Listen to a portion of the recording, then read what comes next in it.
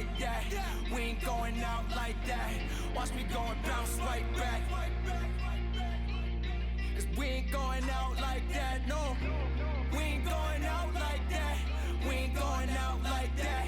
Watch me go and bounce right back. We ain't going out like that. A senior writer for ESPN.com, Ryan McGee is the co-host of Marty McGee, which airs on SEC Network and ESPN Radio.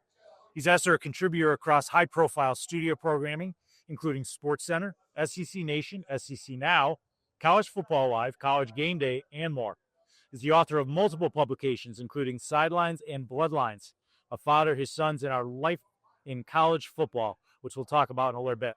He started with ESPN in 1994, working on the production staff. He has 5 sports Emmys in all. I'm running out of breath, Ryan. I'm pleased to welcome to the show Ryan McGee. Ryan, thanks for joining us. My publicist wrote that. No, it's great. It's so good to be here. It's good to see you. You and I always see each other at games in like 20-second increments. You're going this way and I'm going that way. So it's good to actually sit down and chat. Yeah. Well, I obviously want to talk about bowl games, talk about the visit you just had with our membership, which was very special. We appreciate you doing that. First, I want to talk about your early career a little bit. I think there's a lot of, you probably get hit up as much as I do with young people in sports who want to get into it. How do I do it, all that. But, you know, it's always good to hear people's stories. When you've been with ESPN for a while now, but take us back. What was your first big break in sports media? Well, you know, it goes back to, we'll talk about it. My dad was a college football referee in Fishing. And he would work, we lived in Raleigh, North Carolina. And the rule is if you live in a certain city, you can't officiate like the home team games. Yep, I know that. So you can't do your alma mater, you can't, your kids' alma mater, and you can't do, you know, where you live. We lived in Raleigh, so Dad would work North Carolina State scrimmages all the time. And I would go to these scrimmages as an 11, 12-year-old, and I realized very quickly I didn't want to be an official. Like I went, and I knew I wasn't going to be big enough to be a player. I probably wasn't smart enough to be a coach. But I looked on the sideline, and it was all these reporters and newspaper people and photographers and support staff. And I'm like, well, all these people are, but this is their job to get to go to games.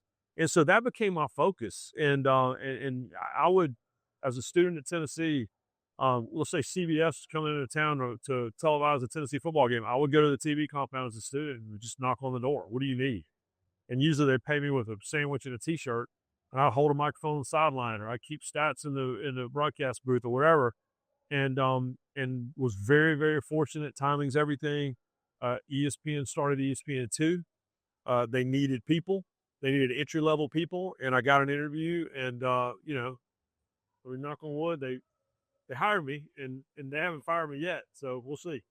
I always think that everybody's kind of known for something, right? So in your job, people could call you a journalist, on-air personality, writer, Yeah. Right? When I think of you as a storyteller. I really do. How did your early production experiences, and I guess probably your love of storytelling, lead you to being that? Well, I grew up like as a newspaper junkie. My grandfather worked for the Richmond County Daily Journal in Rockingham, North Carolina for 70 years. Started as a kid, no child labor laws. For how many years? 70 years.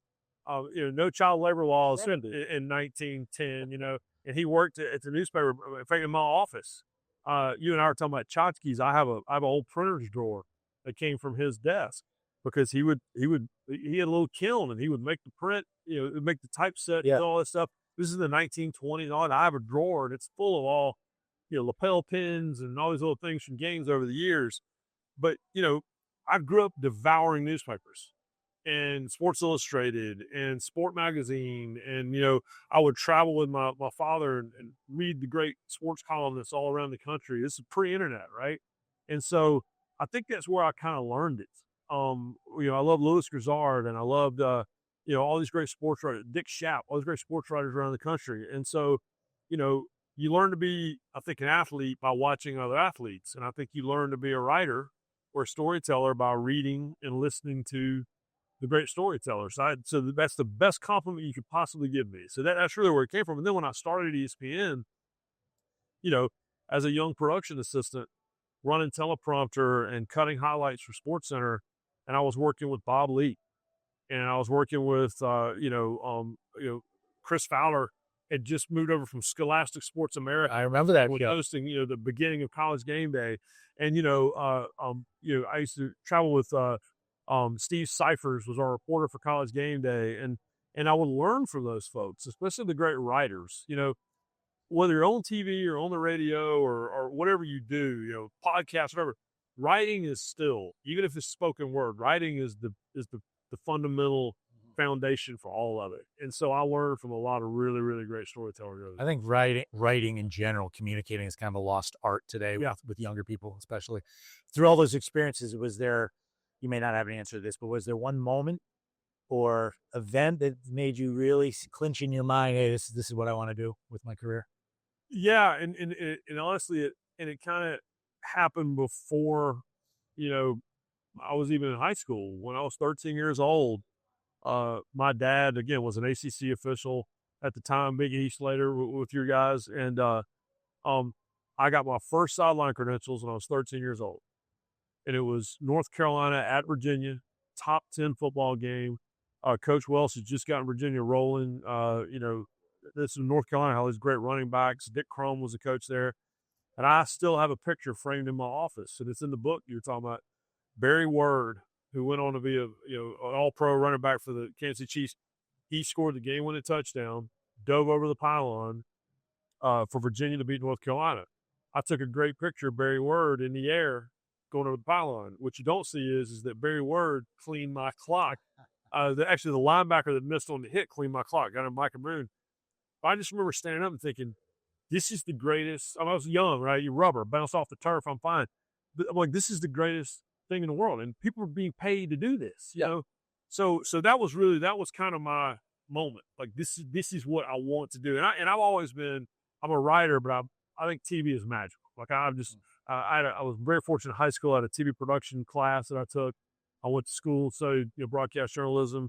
So being able to meld all that together was. But yeah, when I was 13, I got my clock cleaned by a Tar Heel linebacker. That's when I was like, how do you get paid to do this? It knocked it knocked your future career into knocked something loose in my brain, and that made me think I want to do this for a living. Out of all the stories you've written and produced, do you have a favorite? Something that's really stuck with you? I do, and it doesn't really have anything to do with college football, but I at ESPN the magazine, they used to love to take me and just kind of parachute me into stories and situations I wouldn't normally cover. Go interview the Steinbrenner family, or go and do something with a snowmobile racer. But I went to Jamaica and spent a couple of days with Usain Bolt. And what I saw wasn't just the fastest man in the history of the world, but it was also someone who took very seriously like his role as the face of his nation, of Jamaica. And there, all the accusations of, is he cheating? He looked at me and said, well, I can't cheat. I remember he took his hand and kind of looked at Kingston, Jamaica, and go, I can't let all of these people down. And I'll be a Usain Bolt fan for life. And then my favorite column I ever wrote, I wrote a column my dad, again, he going back to dad, his last game was the 2009 BCS championship game. It was Florida and Oklahoma. My coworker, Tim Tebow, was in the game, and Florida won the national championship. And the magazine let me write a column about dad's finishing up this officiating career. So story, it was Usain Bolt, and column, it was definitely one of my dad. Well, that's a perfect transition. Let's talk about bowl games. You just finished joining our entire bowl season group. We're here at our annual meeting in Las Vegas. 420 people, everybody who works for a bowl game, does business with bowl games, people that really love what they do. Yeah. There may not be anybody who loves bowl games more than those guys, but if there is, it's you. Oh, man. So we appreciate you you joining that group. Where does this appreciation for bowl games come from? I keep talking. My dad's name is Jerry McGee. I keep talking about him, and I was texting with him a minute ago. He's retired and he's on a cruise. You should have brought him. Well, he's on a cruise. I was like, I've just been told 9 different stories about you in this group. But my dad worked 24 bowl games as a college football official, 24 postseason games, and that was our holiday, right? It was finding pick a logo, and it was finding out. I told the story to the group about, it would be the first week of December, and the bowl assignments, the teams would receive their invitations. Mm-hmm. Wasn't quite the pomp and circumstance we have now on the ESPN and all that. The teams would receive their invitations, and then once you knew where the teams are going, you can figure out what conference. Yeah, sometimes you had to wait for the newspaper to come out the next day. You did, yeah, 100%. And but I remember it would be like the Monday after bowl assignments would go out for the teams, bowl invitations, and I would be sitting in class all day. Elementary school, middle school, high school, just hoping I'm going to get paged. Ryan, you have a call, and it might be the assistant principal, whatever, middle of World Civ. Come over here, hand me a slip of paper. Your dad called. He got the Independence Bowl. Your dad called. He got the Rose Bowl. He got the Liberty Bowl. So we spent our holidays in San Diego and in Memphis and in Orlando and Jacksonville, for bowl games. And we loved it. It was the most fun. My dad worked so many huge football games in his career, but we never had more fun than we did as a family. It was all four of us would go, mom, dad, my brother, myself. We'd go to these bowl games, and we would get to experience it, like the teams get to experience. We go to the parade, we go to the luncheon, and, there'd usually be a hospitality suite for the officials and their families. And, there'd be an officials dinner one night. We go to the San Diego Zoo, and we go to, it was fun. And my brother, I didn't talk about this in the group, but my brother and I love bowl games so much is you're talking about the paper. You get the paper, and the paper would say, all right, this is the bowl game schedule starting on December. Yeah, right there, like a half page. Yeah, that's awesome. Yeah. And so my brother and I would get Post-it notes, and we would write down the game, who's playing in the game, the date and the time, and where it was airing. ESPN, CBS, wherever. And we would put all of those on his bedroom door. And all during the holidays, you wake up and you walk over to the door and you go, all right, we got 3 games today starting at noon. And we pull those Post-it notes down to get downstairs. And we had a big basket of footballs in our basement that Dad had collected over the years from different games and all. And the deal was, if you were watching the bowl games during the holidays, you had to hold a football and you had to tuck it. If somebody, we have to ensemble. We have pictures of me and my mom who could care less about any of it. My mom's sitting there with a football tucked, watching the Holiday Bowl. That was just, and then eventually we pack up and go to whatever game Dad had. That's why I love it, because it's just the experience of it was just amazing. That's awesome. Yeah, I mean, you experience it in a way that a lot of coaches and their families do over there. Yeah, you talk to a coach, it's like for their family, like what bowl, where are we spending Christmas?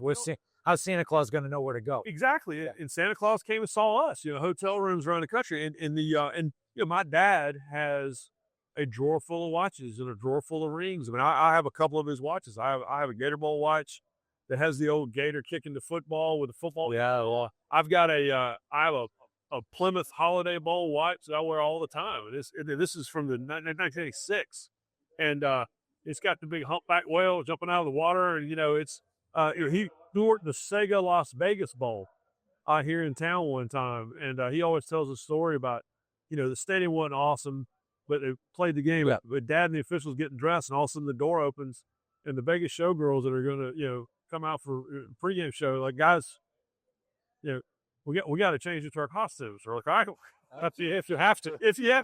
So it was, but it's just story after story after story, and most of the time we were there, sitting in the stands. And part of our routine was, we would sit in the stands, and Dad and the officials would come out, and the first thing they'd do is they'd look for where we were. Where the officials' family. So I have pictures of Dad like pointing at us, from the field, from the sideline before the game. So yeah, that was what I grew up with, and now I get to go to bowl games, sometimes for work, and sometimes just to go. I took my daughter to her first game to the Citrus Bowl this year. She's a South Carolina student, and we got there early and did hospitality and saw a couple get married at halftime, riding around on a flatbed trailer. The officiant was a giant Cheez-It. I mean, not much more romantic than that.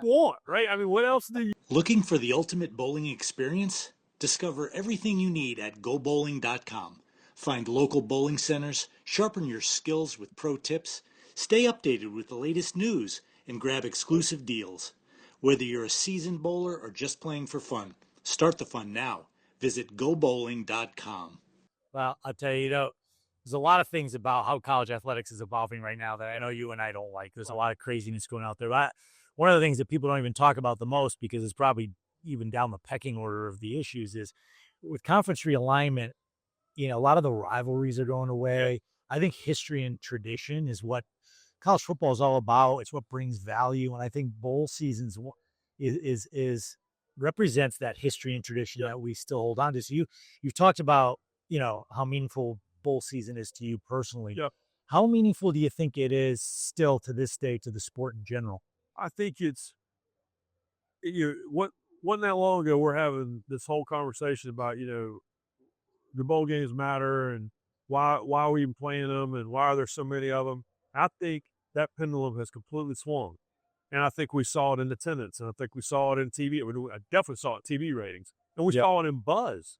And I think that it's because of what you're talking about, where people are starting to feel a little disconnected from the game that we all grew up loving. And you got you root for laundry, right? It's your alma mater, your granddad's alma mater, you're tailgating and all these things.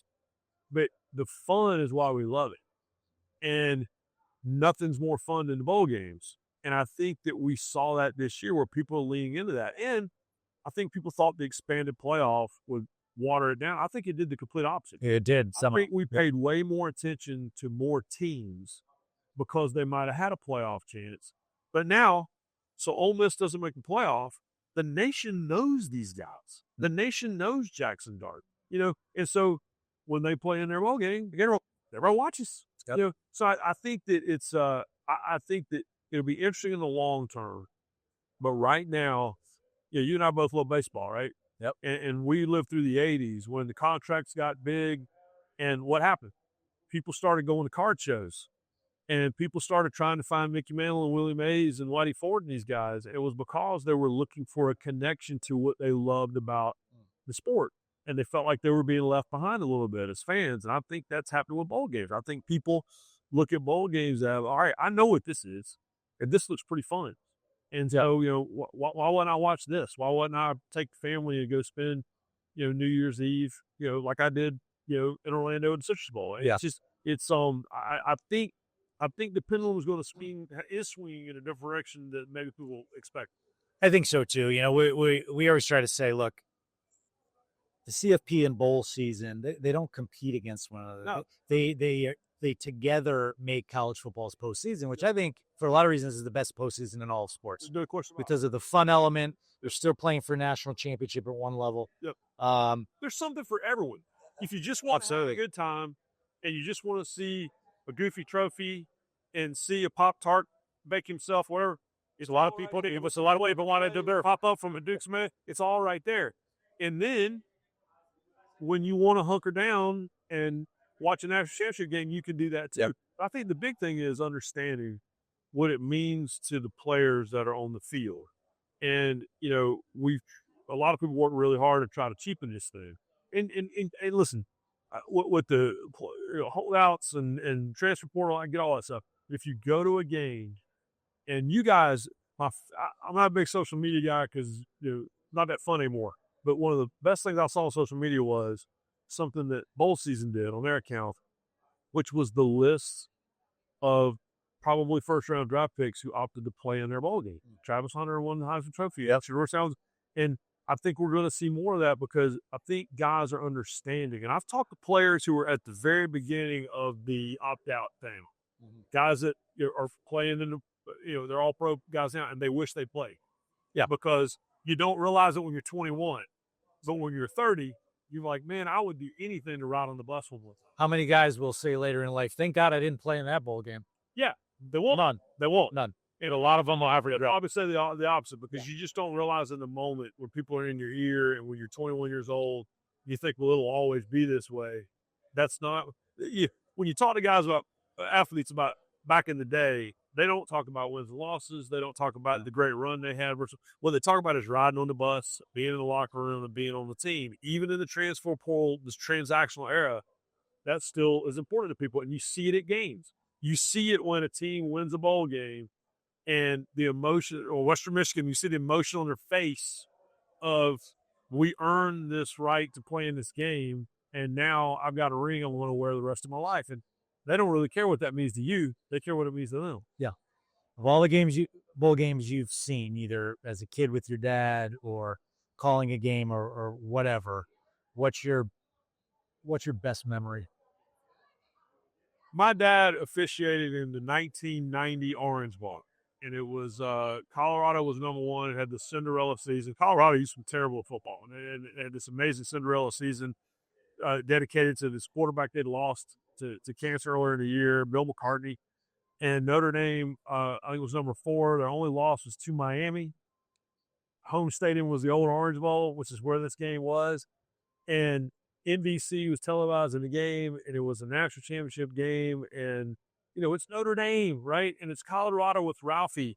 And Tony Rice is a quarterback for Notre Dame. And my dad worked at Furman University.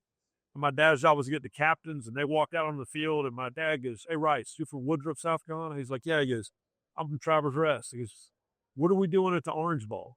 And just it felt so big, and it was so big, and it determined the national championship. And just being in the old Orange Bowl, which that place was falling apart, and it didn't matter because that was the Orange Bowl. And so that was the night that I had been to bowl games before, and I had experienced the fun at a smaller game. I certainly understood the importance of the Rose or whatever, but that Orange Bowl was kind of the perfect mix of the magic, right? I was 19 years old. His dad's biggest game. It's a national championship, and there's Buffalo and the Leprechaun, and we're in the house that Don Shula built, and it's like, let's pretty go, good, man. Yep. It gives me chills when I think about it, and that's still the feeling I get when I get to the stadium now.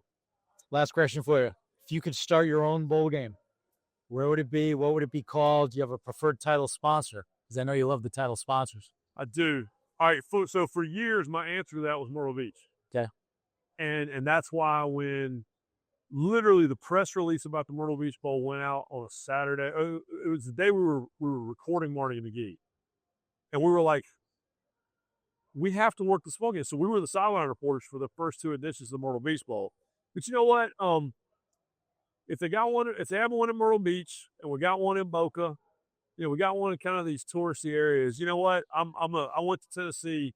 How about a Dollywood Bowl? And we could play it. We could play it in a like Maryville College. Has got a cute little stadium up there. Get Dolly to come out and sing the national anthem, and we get the Pride of the Southland band from Tennessee to come out and do we get Lee Greenwood do the halftime show. Yeah, they all have theaters there in Pigeon Forge, right? Can you imagine Dolly and like a bunch of butterflies and pigeons? What title sponsor are we going to pitch this to? It's Dolly. We're going to call it the Dollywood or the Dolly Bowl. We'll call it the Dolly Bowl. Okay. Presented by Dollywood. We'll just yeah. Or you know what? Even better, it'd be the Dolly Bowl because Dollywood's obvious, right? So we'll do the Dolly Bowl, and it'd be presented by Ripley's Aquarium, right? We'll do the Dolly sponsor. Don't have a presenting sponsor underneath, and it could be Stella Parton's Hat House, or the Apple Valley Diner. We had to pick some Hillbilly Golf. I had to pick some institution of Hillbilly Golf or Pigeon Forge. Yeah. So the Dolly Bowl. All right. I like it. Dolly. I like do this. My wife used to sing at Dollywood. I'll see if she's got some friends. Yeah. Can you imagine that? What would the halftime show? I don't think I understood half of the things you were just saying now, being from the Northeast, but I gotta have to do some more. I will say this. Every time I'm in Pigeon Forge, most of the people there are from the Northeast. Yeah. Yeah. When I lived in New England, everybody made fun of my Southern accent. I'm like, well, that's fine. We'll take your money. Because I see y'all in Gatlinburg and Myrtle Beach all the time. So, yeah. All right. Thanks so much for joining us. We really appreciate you being here today. Appreciate you addressing our group, and even more so so much appreciation for everything you do for the sport of college football. You really add a lot to everything ESPN does and to the fan experience, the viewer experience. So thank you for all that. No, thank you. I mean, it's the attitude and the perception of what bowl games are as a whole has changed tremendously in the last several years, and I don't think it's a coincidence that that's about the time you showed up. So thank you for all that. Excellent. Thank you. And thank you for joining us on the Any Given Season podcast.